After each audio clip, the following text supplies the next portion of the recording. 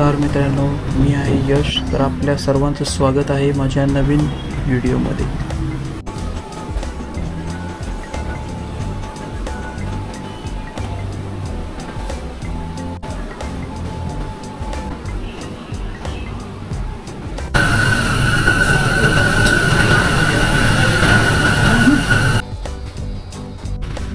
तर सकाळचे 10 वाजले आणि आपण निघालो आहे इंदापूरसाठी.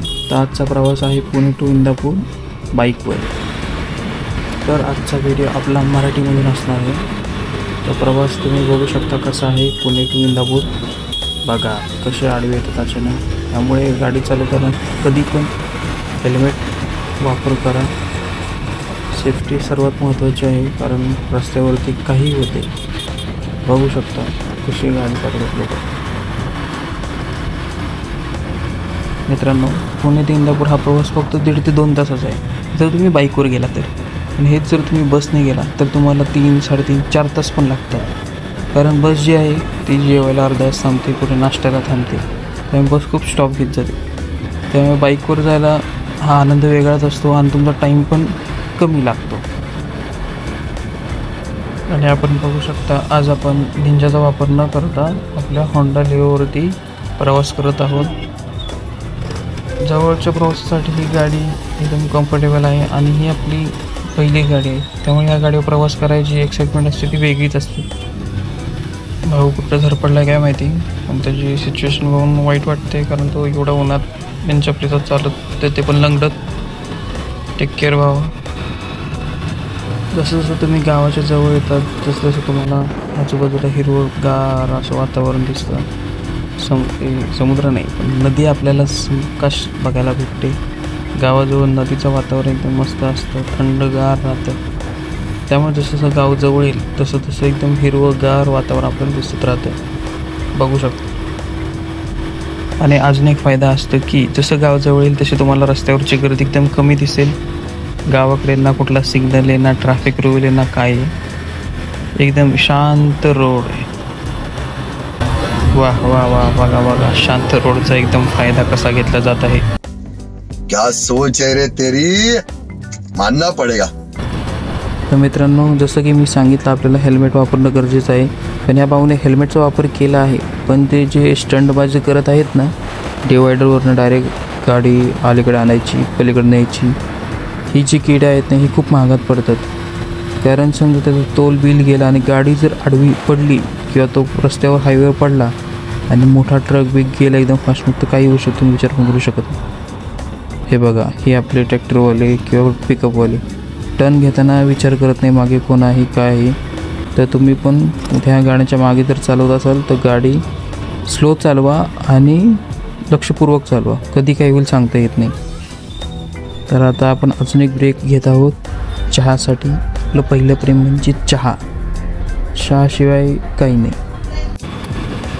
तर चला आपला पुढचा प्रवास चालू करू. आता आपण भिगवण क्रॉस केलेला आहे. 15 ते 20 मिनटात आपण आपल्या घरी होईल.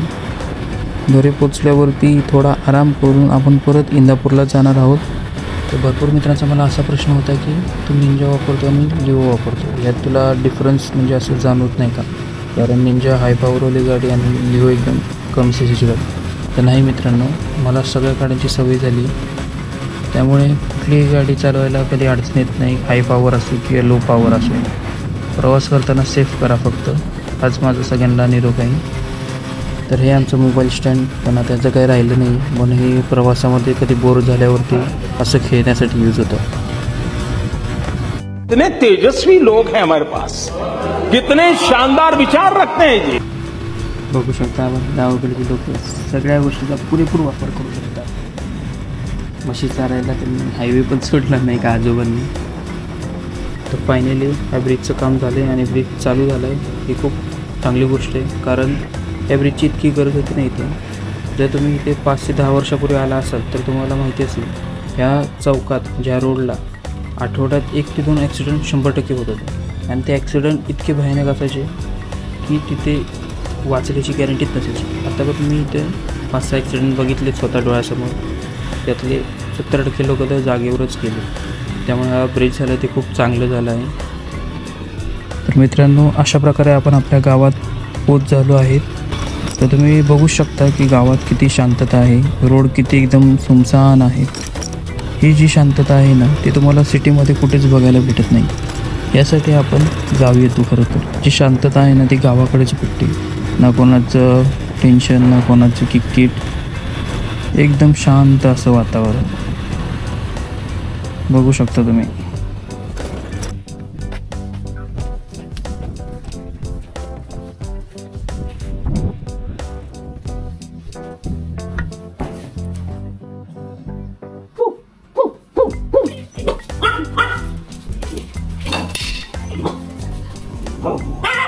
तर हा आहे आमचा चार्ली आणि भाऊची इतकी फाटली आहे की जागेवर भाऊने सू केली आहे, बघू शकता तुम्ही. आणि ही आहे आमची मनी आणि मनीची चिल्लर पार्टी. तर आमच्याकडे सगळे ब्लॅक स्क्वॉड भरलेले आहे. मनीची तिन्ही पिल्लं ब्लॅक, मनी आमची ब्लॅक आणि आमचा चार्ली तर पूर्ण ब्लॅकच. ब्लॅक स्क्वॉड कसं वाटलं तुम्हाला तर तुम्ही बघू शकता आमचा ब्लॅक स्क्वॉड. कमेंट करा तुम्हाला हे स्क्वॉड कसं वाटलं. बाहेर लगेच चाल, बाहेर येऊ नको इकडे. फटके फटके कोणाला, चला.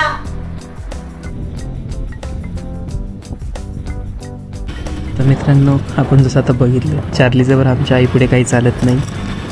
कोणीही असो, पण आईच्या पुढे कोणाचंच काही चालत नाही. म्हणजे प्राणी असो किंवा मनुष्य असो किंवा मुलं असो, आईपुढे कोणाचं काही चालत नाही. असा दरारा असतो आईसाहेबांचा. सगळ्यांच्या घरात हीच कंडिशन असते, आईच्या पुढे कोणाचंच काही चालत नाही. तर मित्रांनो, थोडा आराम आणि थोडा टाईमपास करून आपण आता इंदापूरसाठी निघत आहोत. इंदापूरला जाण्याचं कारण असं आहे की आपली जी ही गाडी आहे या गाडीचं आता 1 लाखपेक्षा जास्त रनिंग झालेलं आहे. ही गाडी आपली इतकी साथ दिली आहे या गाडीने की तुम्ही विचार पण करू शकत नाही. आपण या गाडीवर इतकं फिरलो आहे. आपण 5 वर्षात ही गाडीला 1 लाख प्लस चालवले आहे. या गाडीचा मीटर जो आहे 1 लाख होऊन परत 0पासून स्टार्ट झाला आहे. तर या गाडीने आता आपली साथ सोडायचं असं ठरलं असं वाटतं आहे. तर या गाडीचं आता आपल्याला इंजिन काम करायचं आहे. तर आपण आपल्या मित्र मंगेश ह्याच्याकडे चाललो आहे, मंगेश शिंदे यांच्याकडे. कारण तेच आपल्या गाडीचं सगळं बघतात इंदापूरला. आपण पुण्याहून फक्त इंदापूरला त्यांच्याकडे गाडी दाखवण्यासाठी आलो. कारण जी सॅटिस्फॅक्शन असतं आपल्या स्वतःच्या मित्राकडून किंवा जी आपलं रेग्युलर गाडीचं काम करणारं असतं ती कुठल्याच ह्याच्याकडून भेटत नाही. जी बाईक लवर आहेत त्यांना माहिती आहे ही गोष्ट काय आहे. कारण जे आपल्याला परफेक्शन लागतं ते आपल्याला कुठेच भेटत नाही. की बाबा आपल्याला परफेक्ट आपलं काम करून देतात. त्यामुळे आपण फक्त गाडी दाखवण्यासाठी इंदापूरला येतो. तर यात पण काही लोक असं म्हणतील की पुण्यावरून इंदापूरला फक्त गाडी दाखवायला. पण भावांनो, ज्याला गाडीचं काम परफेक्ट पाहिजे असतं ना तो गाडी दाखवण्यासाठी कुठेही जाऊ शकतो. जो बाईक लवर आहे ना तो हे सगळं करू शकतो. त्याला माहीत असतं आपली गाडी मेंटेन ठेवणं किती गरजेचं आहे. कारण आपल्याला अचानक कुठं जायचं असेल किंवा कुठं काही अडचणी आल्या तर गाडी आपल्याला पहिले नीट लागते. त्यामुळे गाडी मेंटेन ठेवणं ही खूप महत्त्वाची गोष्ट आहे.